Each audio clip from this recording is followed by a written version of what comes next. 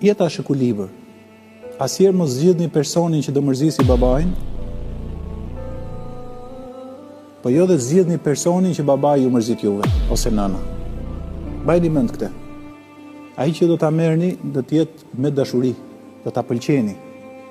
Po jo dhe nga ato martesat që thot prindjet ti se ke parë asnjëherë ose se pëlqen. Po edhe të deheni dhe të mërzisni babën nën duke marrë një që ato nuk janë dakord dhe këtu do të kemi kujdes, sepse janë çështje shumë delikate. Nuk mund thyet zemra prindit për shkak të një dehje me dikën që ti tashmë e ke njohur se ka shumë pak kohë.